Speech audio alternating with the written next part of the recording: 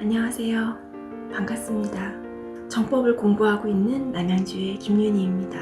오늘 교수님 두 분의 얘기를 우연히 듣게 되었어요. 한 분은 화학과 교수님이시고요. 또 한 분은 의대인데 알러지과의 교수님이세요. 교수 경력은 30년이 되셨고요. 베테랑이신 분들이죠. 저는 사실은 과학 시간에 화학을 그렇게 좋아하지를 않았어요. 아주 옛날 세대여서 물리, 지구과학, 생물 그렇게 네 가지를 나눠서 과학을 배우던 세대예요. 화학이라는 게 지금 잘 보면 일상의 모든 게 화학이에요. 섬유 제품, 화장품 이렇게 바르는 거 화장품 뭐 이런 거 뭐 전부 다 화학이잖아요. 화학이 아닌 게 있나요? 화학이 아닌 게 없어요. 심지어는 아이들 만지잖아요.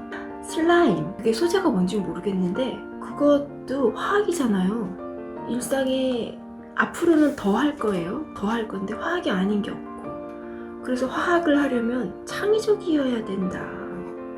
이 얘기를 이 의대 알러지 교수님께서 하시더라고요. 저는 이 말씀을 듣기 전까지는 이런 생각을 해본 적이 없었거든요.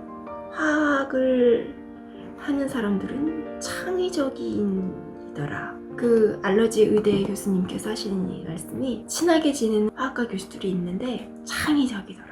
진짜 어떻게 그렇게 그런 생각들을 하나? 이런 얘기를 하시는 거예요. 그러면서 의대에서는 절대로 창의적인 생각을 하면 안 된대요. 그래서 그것 때문에 뭐 학부모들 사이에서 문제도 많다고 하는데 창의력을 꺾어버리니까. 근데 생각해보세요. 환자가 왔는데 이렇게 한번 해볼까?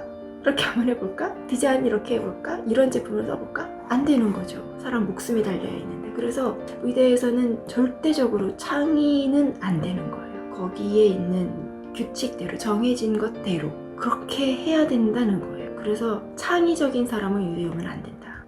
그리고 화학과에는 창의적인 사람이 가야 된다. 그런 얘기를 하시는 거예요. 전 이 말씀을 듣고 너무 재밌었어요. 생각해보지 않았었거든요. 심지어는 이분이 어떠셨냐면 80년대에 대학을 다니셨는데 의대생이니까 인턴을 하셨을 거 아니에요. 80년대에 인턴을 하는데 그 공부 기간 내내 병원에만 처박혀 있는 거예요. 환자만. 그래서 바깥 세상이 어떻게 돌아가는지, 민주화 운동이 어떻게 진행이 되는지, 세상이 어떻게 돌아가는지 아무것도 모르셨대요.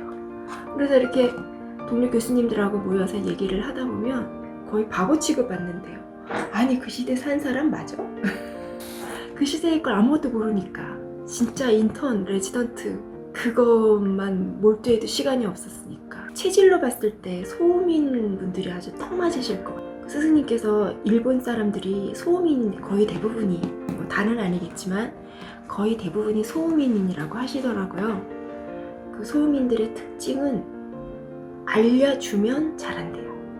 그런데 뭔가를 찾아서 뭔가를 만들어서 새로운 걸 만드는 건 그런 능력이 그렇게 할 수 있는 기질이 아니래요. 능력이 다른 거죠. 창의를 할 수 있는 능력이 있고 그리고 주어진 거를 열심히 성실히 하는 능력이 있고 그래서 소음인 일본인 체질이 그런 능력이 있고 이 의사가 딱 그 체질인 것 같아요. 소음인 체질이 딱 맞는 저 같은 저는 양의 체질인데 저는 맞지 않는 직업이 아니었나. 한때는 어렸을 때 수학이라는 과목을 본격적으로 하기 전에는 난 사람들을 좀 치료하는 몸이 아프건 마음이 아프건 그렇게 아픈 사람들을 치료하는 일을 해보고 싶다. 뭐 이렇게 양의가 아니면 한방의가 아니면 심리학으로라도 사람들을 좀 이렇게 아픈 사람들을 좀 치료해보고 싶다라는 마음들이 있었거든요.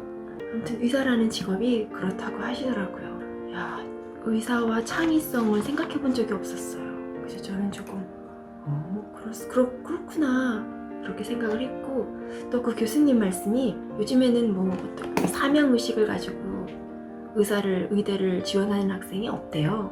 성적이 좋기 때문에 의대를 온다는 거예요. 그런데 이제 문제는 그렇기 때문에 인성이 문제가 된대요. 개인적이고 제어가 안 되고 다루기 어려운 마음이 수양이 안 돼 학생들이 많이 온다고 하시더라고요. 그래서 한간에는 의학의 교과 과목으로 인문학을 넣으면 어떻겠냐 이런 얘기가 나온다고 하는 거예요. 근데 그 교수님 말씀으로는 너무 외울 게 많고 너무 너무 새로운 게 나오는 게 너무 많아서 따로 인문학 뭐 공자를 배우고 맹자를 배우고 이런 시간이 없다는 거예요. 그럴 여유가 없대요, 의사들은. 이런 것들은 가정교육에서 어릴 때 이미 이걸 다 하고 왔었어야 된다라고 하시는 거예요. 이런 부분들이 지금 현재 문제다라고 하시고 그걸 극복해낼 방법을 이 와중에서도 좀 준비를 하시는 것 같더라고요. 이런 표면에 보이지 않는 전문직을 가진 본인들만 알 수 있는, 본인들 사이에서만 할 수 있는 대화, 이런 얘기들을 오늘 우연히 듣게 되어서 큰 공부가 되었고요. 이거를 이제 여러분들께도